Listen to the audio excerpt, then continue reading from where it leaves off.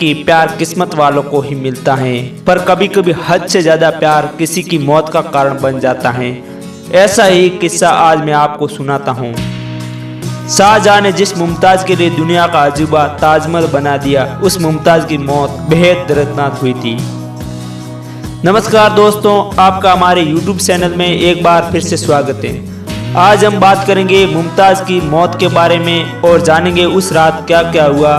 तो चलिए दोस्तों शुरू करते हैं। एक दिन शाहजहां मीरा बाजार में घूम रहे थे, तभी उनकी नजर खड़ी एक लड़की पर पड़ी जो कुछ सिल्क का सामान बेच रही थी।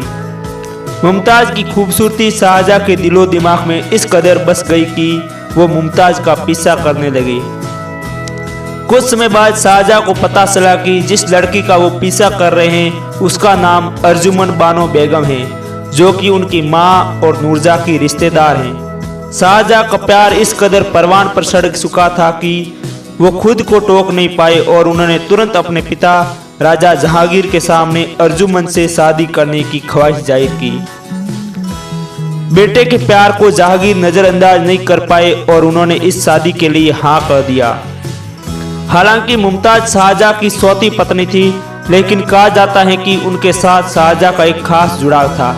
शाहजहां और मुमताज का 13 बच्चे हो चुके थे और मुमताज अब 100वें बच्चे को जन्म देने वाली थी।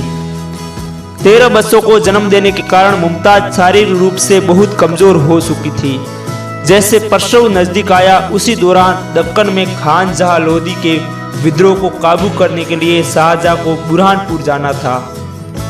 उस समय मुमताज गर्भवती थी। शाहजहां मुमताज से बेहद प्यार करता था। वह मुमताज को छोड़कर दूर नहीं जाना चाहता था।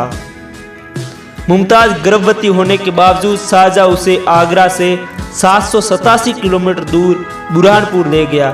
यह सैनिक अभियान चल रहा था। लंबी यात्रा की वजह से मुमताज बेहद बुरी तरह थक गई थी और इसका असर उसके गर्भ पर भी पड़ा। मुमताज को अब दिक्कत होनी शुरू हो गई। उसे मुमताज की खराब हालत की सूचना मिली।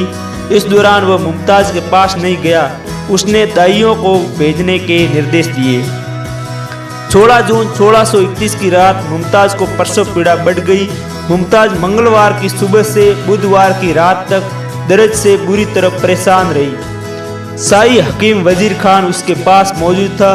वह पहले भी प्रसव के दौरान रह चुका था। 30 घंटे के लंबे दर्द के बाद मुमताज ने आधी रात को एक बेटी गौर आरा को जन्म दिया, लेकिन मुमताज बेद हालत थी। बच्ची के जन्म के बाद मुमताज बुरी तरह कांपने लगी और उसकी पिंडलियां ठंडी पड़ने लगी थी। दाइया और हकीम मुमताज के शरीर से हो रहे अत्यधिक रक्तस्राव को नहीं रोक सके। वह तड़प रही थी। इधर शाहजहां ने अपने कमरे से कई संदेशवाहक भेजे, लेकिन कोई लौट कर नहीं आया। रात काफी हो चुकी थी। आधी रात से ज्यादा का वक्त हो चुका था। शाहजहां ने खुद हरम में जाने का फैसला किया। तभी उसके पास संदेश आया कि बेगम ठीक है, लेकिन काफी थकी हुई है।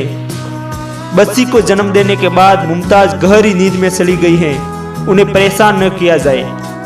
इसी दौरान तड़प रही मुमताज ने अपनी बेटी जहांआरा को शाहजहां के पास बुलाने के लिए भेजा। शाहजहां सोने ही वाले थे कि उनकी बेटी जहांआरा वहां पहुंच गई। जब शाहजहां हरम पहुंचे तो वहां उन्होंने मुमताज को हकीमों से गिरा हुआ पाया। मुमताज छटपट रही थी। वो मौत के करीब थी। बादशाह की आवाज सुनकर मुमताज ने अपनी आंखें खोली। मुमताज की आंखों में आंसू भरे हुए थे। शाहजहां मुमताज के सिर के पास बैठ गया। मुमताज ने आखिरी वक्त पर शाहजहां से 2 वादे किए।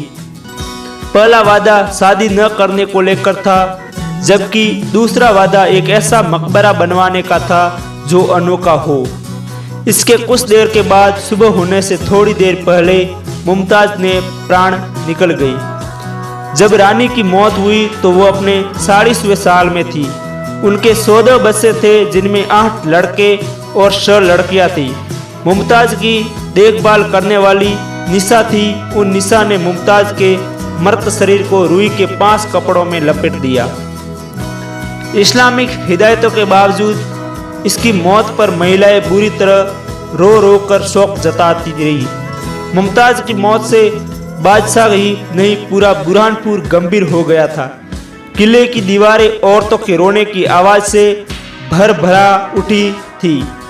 मुमताज के शव को ताप्ती नदी के किनारे जैना बाग में अस्थायी रूप से दफन कर दिया गया। मौत के 12 सालों बाद शव को आगरा के निर्माणाधीन ताजमहल में दफन किया गया। 17 जून 1631 को अपनी 100वीं संतान को जन्म देते वक्त मुमताज की मौत हो गई। तो दोस्तों, यह जानकारी आपको कैसी लगी हमें कमेंट बॉक्स में लिखकर जरूर बताइएगा।